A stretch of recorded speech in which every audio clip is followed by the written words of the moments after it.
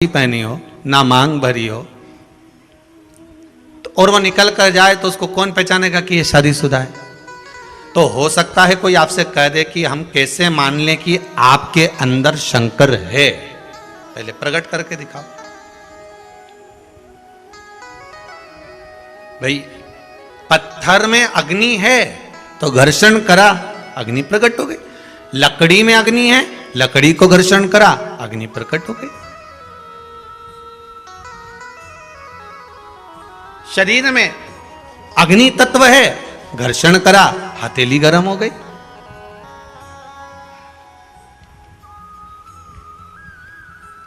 प्रस्तुत कैसे करोगे कि आप में, हम में, सब में शिव है? उसको प्रकट कैसे करोगे? उसको सामने प्रस्तुत कैसा करा जाए?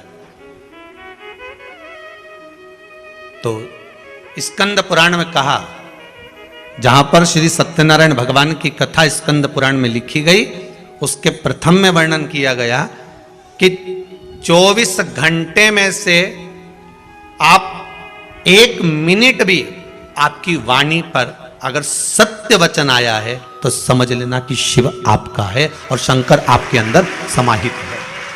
24 घंटों में से केवल 1 क्षण भी आपकी जिह्वा पर सत्य आ गया तो समझ लेना कि शिव प्रगटा है, शिव सामने प्रकट हुआ है, शिव साक्षी में आया है।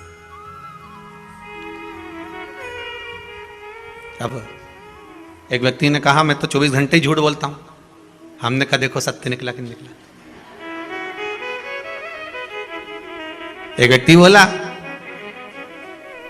आप बोल रहे हो कि सत्य निकलेगा तो शिव है, मानो सत्य निकलेगा तो शिव, तो मैं तो 24 घंटे झूठ बोलता हूं। तो हमने कहा ये सत्य बोला कि नहीं बोला? सत्य तो होगा, मतलब शिव तत्व प्रत्येक जीव के अंदर है, प्रत्येक मानव के अंदर, चलाचर, जलचर, थलचर, वायुचर, जितने जितने हैं उसमें सब में प्रकट है। अब उसको आप कैसे भी, भगवान से प्रीत कैसे छूट जाए? अगर हाँ थोड़ा कष्ट आएगा जीवन में, थोड़ी तकलीफ आएगी, थोड़ा दुख आएगा, शंकर की आराधना करोगे, शिव की भक्ति करोगे। जैसे बूढ़ी मां तारा स्नान कर रही है, खिचड़ी का कटोरा आ भी गया तो पड़ोसन ने क्या करा, ब्रह्म मुहूर्त में आना था और वो आई, आकर देखा खिचड़ी का कटोरा बड़ा सुंदर है, इसने खिचड़ी को उठाकर घर के पीछे फेंक दिया, घर के पीछे फेंक दिया। बूढ़ी आई, बूढ़ी माता ने आकर देखा कि मैं रोज तारा स्नान कर कर आती थी, रोज मुझे खिचड़ी मिलती थी, आज नहीं मिल रही।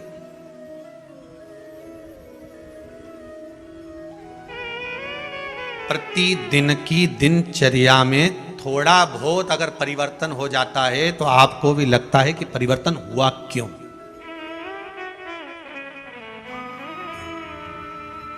आखिर इतना परिवर्तन कैसे हो गया?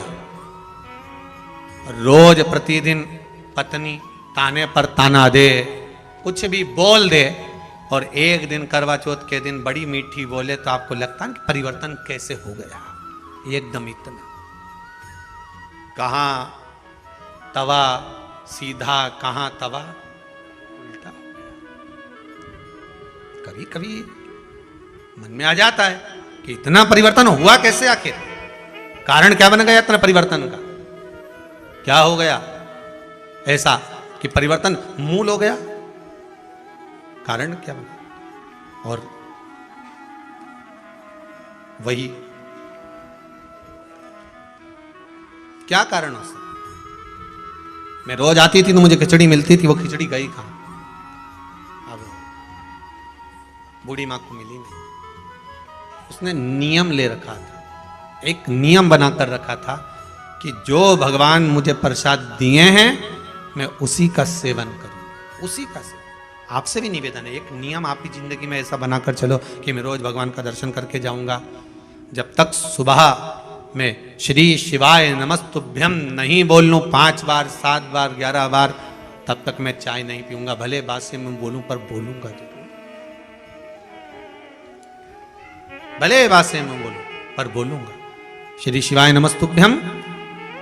अगर भोजन करूंगा तो मैं श्री शिवाय नमस्तुभ्यम जरूर बोलूं। एक नियम कोई सा भी बना लो, उठूंगा तो बोलूंगा, या भोजन करूंगा तब बोलूंगा, या मैं स्मरण करूंगा भगवान के कोई भी कार्य के लिए जाऊंगा तो मैं श्री शिवाय नमस्तुभ्यम या पंचाक्षर मंत्र ओम नमः शिवाय, राम कृष्ण, जो तुम्हारी मर्जी पड़े वो बोलूंगा, बोलूंगा जरूर।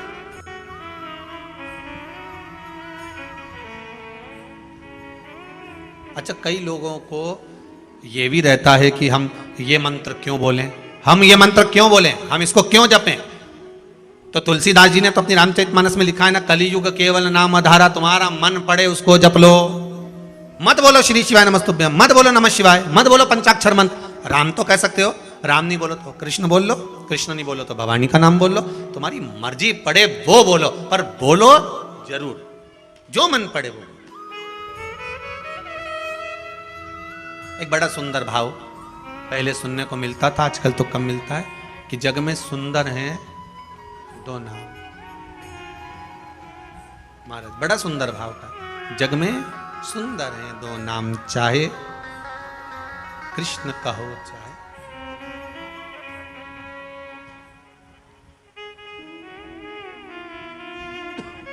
बड़ा भाव सुंदर।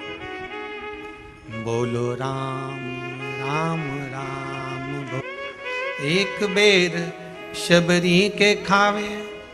महाराज एक शबरी के दरवाजे पर जाकर बेर खा लेता है, और एक कहीं कुब्जा के पास, कहीं मीरा के पास, कहीं कर्मा के पास पहुंच जाता है। भाव की शुद्धता हो, आपकी मर्जी पड़े जिसे भज लो, पर भज लो।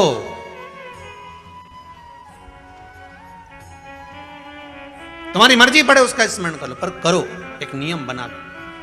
श्री शिवाय नमस्तुभ्यम, अच्छे से बोलो एक बार प्रेम से, श्री, अरे साथ में बोलो, श्री शिवाय नमस्तुभ्यम। एक बार फिर से बोलिए, श्री शिवाय नमस्तुभ्यम। तुम्हारा मन पड़े वो भज लो, पर भजो।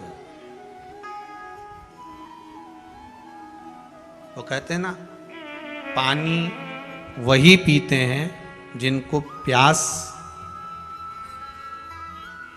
लगती है, शिव का नाम वही लेते हैं जिनको विश्वास लगती है। विश्वास होगा तो शिव सम्मुख में प्रकट हो जाए सामने। कितने कितने पत्र आप लोग भेजो, सब विश्वास के ही पत्र हैं सारे। अगर पढ़े सारे विश्वास के पत्र मिलेंगे, एक एक पत्र में आपका विश्वास जुड़ा हुआ है, एक एक पत्र में केवल विश्वास, केवल आपका भरोसा है, और उसके सिवाय कुछ।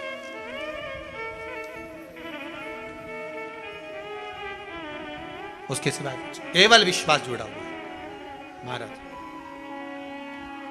मैं आती थी, मुझे खिचड़ी मिलती थी, पर अब खिचड़ी नहीं मिल रही। अब वो खिचड़ी ना जाने कहाँ चली गई, किसने फेंक दी उसको, कहाँ गई वो।